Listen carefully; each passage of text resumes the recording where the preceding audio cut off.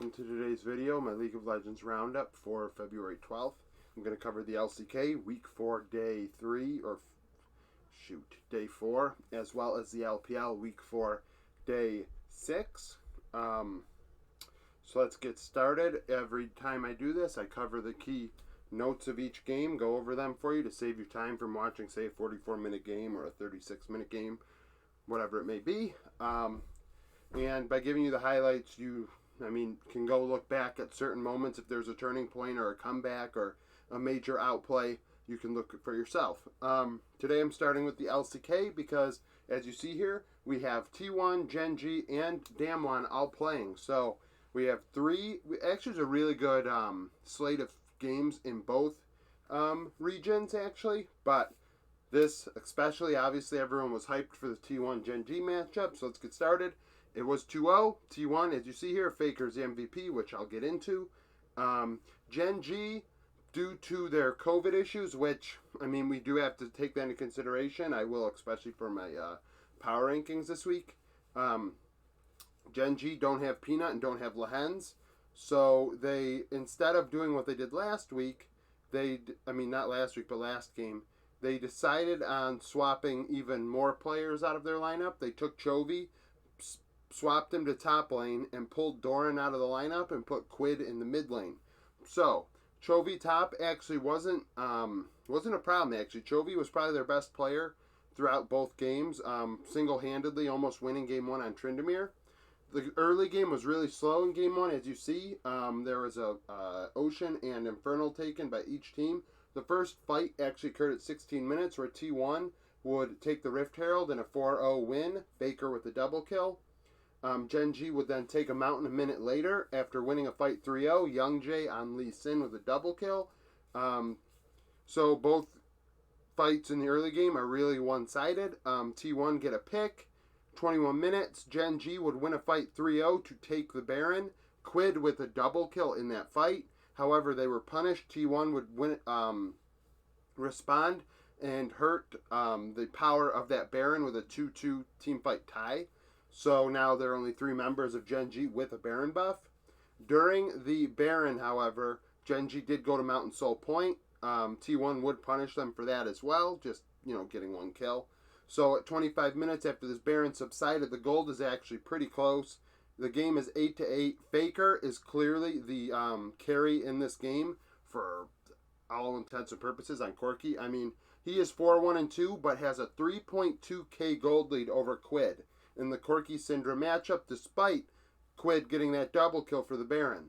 Gen G would then extend their lead over the next couple minutes to 2k. So Faker has this monster gold lead in mid, but Gen G are dominating everywhere else on the Rift. Chovy is taking multiple towers. 29 minutes, Gen G would take the Mountain Soul in a 4-1 teamfight win. 31 minutes, T1 would respond by winning a fight 2-0. Gumayushi with a double kill on Ezreal to take Baron.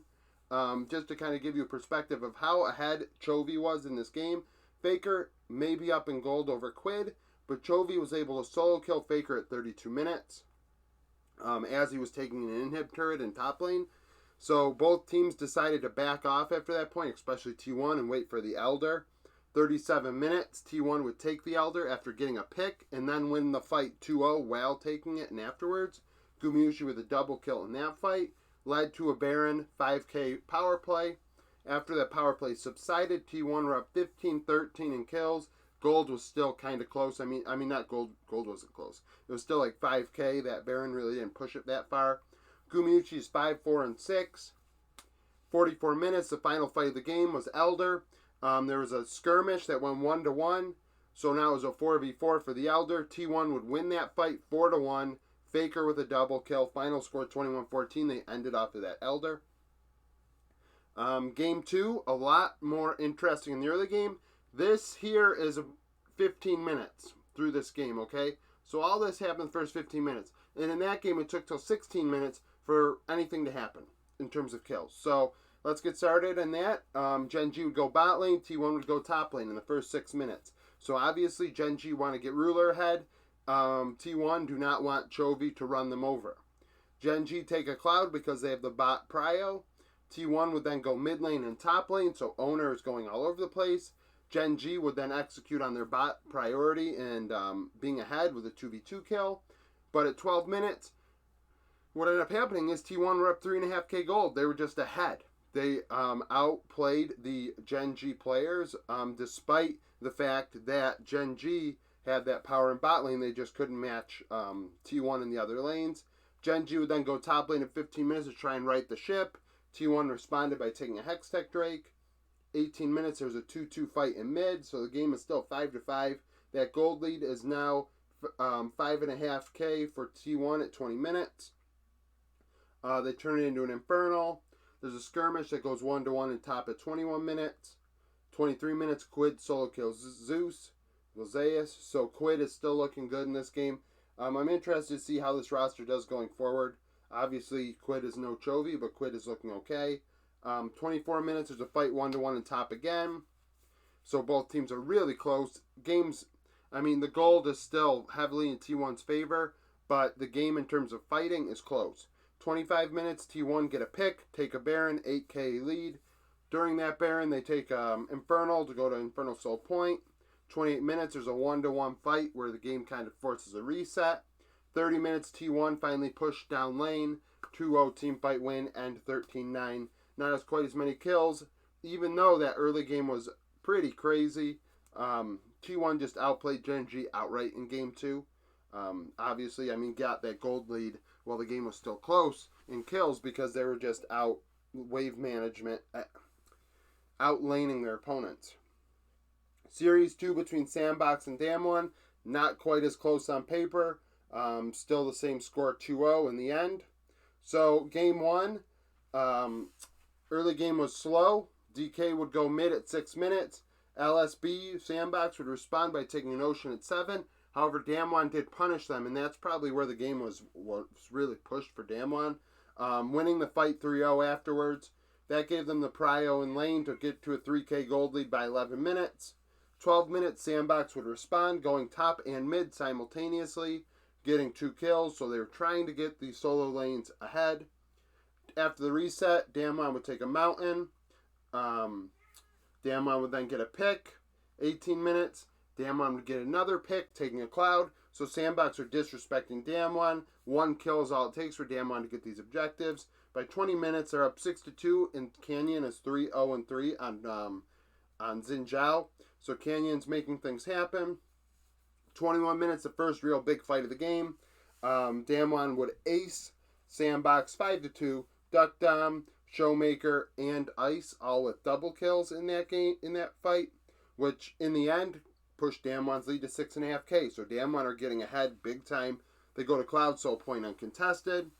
25 minutes, obviously they're ahead. They win a fight 2-0 to be able to take the Baron, 9k gold lead. I will give Sandbox credit. After this Baron subsided and there was no end for Damwon, they're up 10k gold. Sandbox were able to actually ace Damwon at 28 minutes. Ice with a triple kill, which dropped the gold deficit from like 9.5, 10k to 3.5k. It was a big swing in gold. And Sandbox took a cloud to prevent the Cloud Soul. However, in that final fight, after winning that fight, there was one more at 30 minutes where Damwon won 4-0, ducked down with a triple to end the game 18-9. Like I said, I give Sandbox credit for at least making a stand and kind of making it interesting at the end after being like run over. Game 2, slow early game as well. Sandbox would take an Infernal. 9 minutes was the first kill where Damwon took a Rift Herald, but Sandbox punished them, getting a kill, which turned into a mountain. So Sandbox now have 2 mountains in the early game. 12 minutes, Sandbox would outplay Damwon in a dive 1-1. Then also go bot lane at 16 minutes. Take a cloud to go to Cloud Soul Point before 20 minutes. So Sandbox actually are ahead big at 20 minutes. They have Soul Point. They're up in kills. But at 23 minutes, the game would shift. The fight for Cloud Soul, for Sandbox's Cloud Soul at least, Damwon would win 5-1 to prevent that. Showmaker with a double kill. Showmaker ends up being MVP. I did not mention, which I overlooked. Veigar pick here. We had a Veigar in the mid lane. We had a Yasuo for Chovy in the top lane. Just interesting things to kind of just like mental notes. But back to this game. So where was it? Okay, so Showmaker with a double kill. That turns into a Baron. 2-0 team fight win to do that. 4.5k gold lead.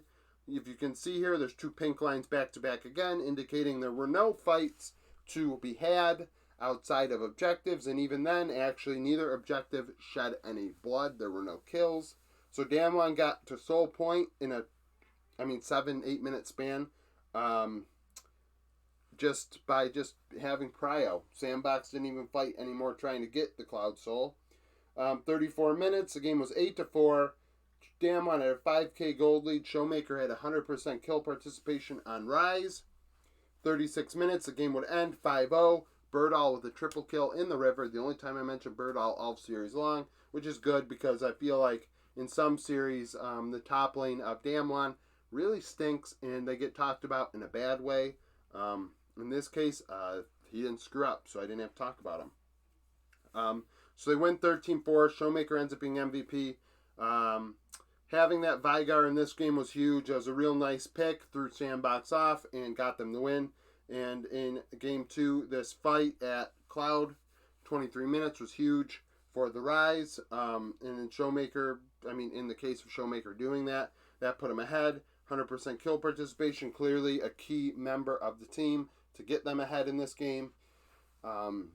So yeah, that's kind of it for the LCK for today. Obviously, you see here we had the 3 top teams in the region play, which is really nice to see. So now on to the LPL. All right, LPL time.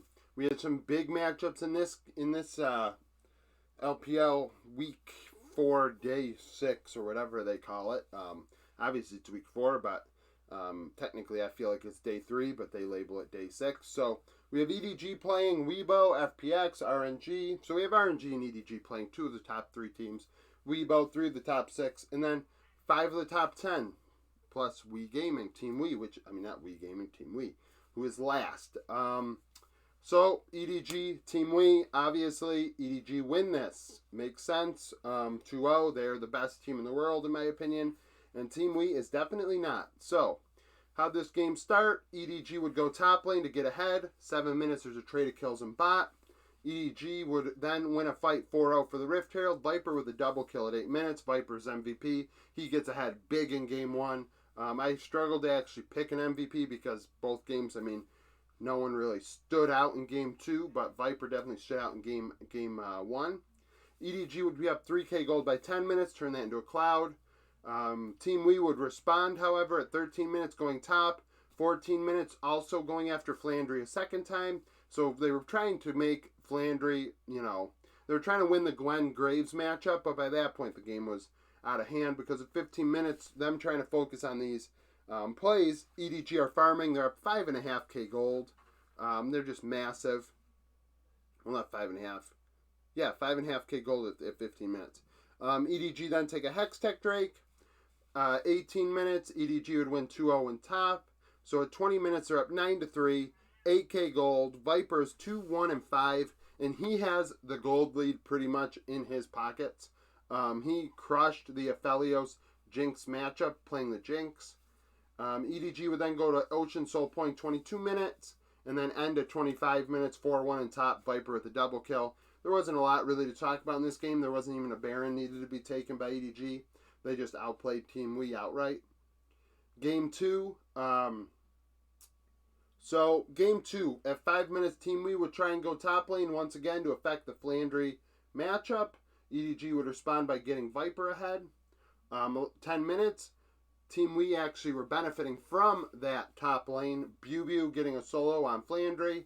11 minutes, Team Wii would then actually win a fight 4-1 in bot. View with a double kill. Turns into a Cloud. Also, it turned into a Mountain. There was another skirmish in bot. So they made a lot of chaos happen in the bot lane. All these objectives they were taking. 2 Drakes, all these kills.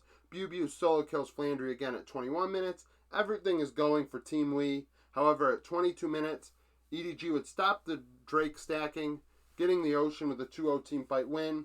Wii would respond, getting a 2-0 fight in the jungle. But at 25 minutes, so I guess actually mentally, now I know why Viper's MVP. So, 25 minutes, EDG steal the Baron, 5-1 team fight win, ace afterwards. So EDG, that's where the game was decided. 25 minutes, Team Wii gets those 2 kills. They try and take the Baron. EDG steal it, ace them, turn that into an ocean. So now they have 2 oceans. EDG are up 14 to 11, 9k gold after that Baron. Like, it was just a massive Baron, massive shift in the game. JJ is 2-2 and 12 on Jarvan, 100% kill participation. They would take another Baron afterwards, push their gold lead to 10k, and end off of it, 17 to 11. I mean, Team Wii in every series, I feel like I won't say every. Most series, they've actually performed pretty well. I know against Weibo they played well. It sticks out to me. But in some cases, I mean, they just can't get a win. And eventually they will, but as of right now, it's not the case. Series 2, the only game from this... Well, no, the only series that went 3 games this morning. Weibo, FPX.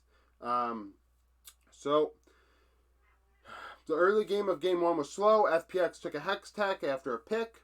Zhao Haolu would solo kill the Shy at 6 minutes, and FPX would clean him up. However, at 8 minutes, the Shy would then solo kill Zhao himself and also get another kill. So, the top lane was very chaotic in the early game in the Weibo FPX matchup. 9 minutes, FPX would win a fight 2-1 for the Rift Herald. 13 minutes, Weibo would win a fight 3-1. Angel with a double kill to take the Ocean. So there's a lot of fighting early. I mean, we have 40 kills in this game. Very bloody game. FPX would get a pick. Weibo would take an Infernal. 20 minutes. The game is 7-6 in favor of Weibo. The Shy is 2-1 and 4 on Malphite. FPX would then get a pick shortly after that. And then at 23 minutes, they would take the Infernal off of a 4-2 team fight win. Zhao with a double kill, 3k gold lead as a result. Weibo would steal the Baron. This is where Weibo was able to get this game under control. Stealing the Baron. Angel with a triple kill, the Shy with a double kill, 5-3 team fight win. So they might only have 2 players getting the buff afterwards, but stealing it stopped the bleeding because FPX were cruising. Just put in perspective, 27 minutes after the Baron subsided, the game was 14-14 and gold was tied. Angel was 7-0-4. So if that Baron doesn't go to the side of Weibo and they don't steal it, FPX could be up 5-6k gold in totally different game state. Weibo go to Soul Point. 31 minutes, Weibo will then get a pick, take the Baron, push a gold lead to 3.5k. And also, I mean, most importantly, by taking that Baron, they got the prio necessary to be able to win a fight 2-1, take the Infernal Soul, and also get another kill afterwards at 33 minutes. So that is big. 33 minutes, another big turning point in this game. So 25 minutes was definitely, I mean, the real kicker. But 33 minutes was salt in the wound. 35 minutes, FPX would force a reset. At least they tried to fight back. And then Weibo would end a minute later, 2-0 team fight win, 24-16 final score. Game 2, not a lot's written here. FPX blows out Weibo 17-4. I mean, completely crushes them. So FPX would go top lane at 4 minutes. Zhao with a double kill. Zhao was definitely very good in this series for FPX. He showed up in all 3 games at some point. Was very, very good. Jason the first 2 games and Gwen in the 3rd game. FPX take a Hex Tech. There's a fight 1-1 in River. Then they take a Cloud, 1-1 in Bot. We're at 16 minutes. There's only been 3 fights, and FPX have 2 objectives. 19 minutes, FPX going to Infernal Soul Point, winning a fight 4-0. Gory with a double kill. Gory also hit his moments in this series, especially Game 2. 20 minutes, they're up 4k gold. FPX is up 8-2 in kills. 25 minutes, FPX take the Soul in a 4-1 team fight win. Turn that into a Baron, 7.5k power play. And then they end with that power play a minute later, 2-1. So that was really, I mean, I went over that quickly because honestly, 17-4, they killed them, they crushed them. Shoot, I mean, there wasn't a lot really to talk about for Weibo. Game 3, a lot closer. Longest game of the series itself. So FPX would go bot lane at 6 minutes, get that prio to be able to take the first Drake, the Mountain. Weibo would then respond by taking a Hex Tech a few minutes later. So at 18 minutes, we had our second kill of the game where Weibo would get a kill in mid. And then a minute later, get multiple kills in mid in a 3-2 team fight win. Angel with a double kill. Angel ends up being MVP. Clearly 7-0-4 in Game 1. Big member. Showed up in Game 3 in a big way as well, which I'll continue to get to. So after these multiple team fights in mid, Weibo are up 1k in gold. 21 minutes, FPX would take the Infernal after a 2-0 win. Gory with a double kill. Once again, Gory shows up. Afterwards, Weibo would win a fight in mid 2-0. Angel with a double kill. After the reset, FPX would go to Soul Point, uncontested. 28 minutes, there was a 50-50 for the Baron where FPX would steal it. Weibo would respond with a 4-3 win afterwards. The Shy, Angel, and Xiaolu all with double kills. So the Angel has 3 double kills in this game. Xiaolu, like I said, shows up again, double kill. The Shy showed up in game 1 and game 3. 30 minutes now, Weibo are up 12-8, and Angel is 7-2-0 on the Victor. Looking really good. So, 33 minutes, Weibo would take the Infernal, 4-2 team fight win, prevent the Soul from going over to FPX. Both ADs, AD carries, and Wanfeng and LWX had double kills. 35 minutes, FPX would take the Baron, tie the game up in gold, and then also take a Soul. So at this point, you're thinking, they're not going to blow this. Why would FPX blow it? They blew it. 40 minutes, Weibo would win 4-2 in mid, end the game 21-13. I mean, pretty cut and dry. They were able to pull it out. You know, it's one of those things. Weibo kind of in every series, they play it close. They play to their competition. That is for sure. Series 3 between RNG and TES. So, top would swap out the top jungle and support. They have issues, so they pulled Zoom out. They pull TN back in and then swap the supports. 4 minutes, top would go to top lane and get Wayward ahead. 6 minutes, they would try it again where Bin would outplay the dive for RNG. RNG then would go bot lane at 9 minutes. RNG then go take a Hextech off of that. 11 minutes, top would respond by getting a pick. 13 minutes, RNG would do a bot outplay, another outplay of a dive. So clearly, top are not on the same page with their new top and jungler trying to complete these dives. Not only the top, I mean the jungler, Tien, is not on the page with his teammates. 13 minutes, Bin would solo kill Wayward in the Akali Gwen matchup. So at 15 minutes, top are up 6-5 in kills, but RNG are up in gold. RNG then take an Ocean. RNG then go to Mountain Soul Point. So between 15 minutes, 21 minutes, RNG are really cruising. After getting the Soul Point, however, top would win 3-1, turn that into a Baron. RNG would then hit them back with a 2-1 team fight win right after the Baron. So it kind of limited how the impact of that Baron went. Top, however, would take another mountain during that Baron after a pick. 31 minutes, top would win a fight 4-1. Wayward with a double kill to get another Baron. 4K gold lead. They would take another mountain during that Baron. So now at 34 minutes, they're up 15-8 in the case of top. And Tien is 5-2-9 on the Hecarim. So like I said, the jungler may not have been on the same page, but he's all over the rift in all of these plays. Now you think back, you know, when they went top lane, when they did these dives, when they, you know, all these fights, Tien's a big contributor, 100%, I mean, pretty much nearly 100% kill participation, 34 minutes. 37 minutes, top will go to Soul Point with a 3-1 team fight win. 38 minutes, RNG would finally win a fight, first fight in a long time they won. Bin with a double kill, resulting in a Baron. After that Baron subsides, Xiaohu with a double kill would end, 4-1 team fight win. 18-19, as you can see, it was one of those games where the winner had less kills. Top blew it after 37 minutes, losing that fight at 38 minutes to the Baron. For the Baron, I mean, that's where the game was lost. Final game between top and RNG.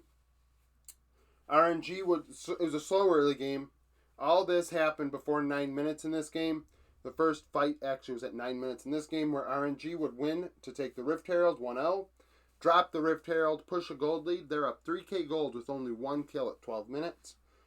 14 minutes, RNG would take a mountain. 4-3 team fight win as a result. Xiaohu with a quadra kill on Rise. Tien with a triple kill on Poppy. 16 minutes, there's a 2-2 fight in River. RNG would then take an Ocean, push their gold lead to 6k. RNG are cruising. Top would get a pick at 24 minutes. 26 minutes, RNG would get a pick, take a Baron, win a fight 4-2 afterwards. Gala and Wee with double kills. During that Baron, RNG would go to Cloud Soul Point, push their gold lead to 10k. 10k gold lead, this game's pretty much over. Top would force a reset. I gotta give him credit. Jackie Love with a double kill at 29 minutes. So, the game was pretty much over, but at least they forced a reset. 30 minutes, the game is at a 12-10 score for RNG. Xiaohu with a 4-1-7 record on Rise. And then they would end at 31 minutes, 3-0. Obviously, you do the math, 12-10, add 3-1. Where the heck did all these kills come from? There were fights at the Nexus at the end where the teams were screwing around. So, the game ended at 31 minutes, all intents and purposes. 2013, Xiaohu MVP. Clearly carried Game 2 big time. Had his moments in Game 1, especially in that final fight where the game was pretty much on the line. And also, during this game, there were moments where Top actually pushed for end and really cleared out the base, and RNG had to, really watch their base, and Xiaohu did a lot of that defensive work. So that's it for the LCK and LPL for today. If you like this video, like and subscribe, comment, do whatever you want to do. I do this for all 4 major regions. Later today, the LEC LCS video will be up. And like I just said, thank you for watching and hope you come back for more content.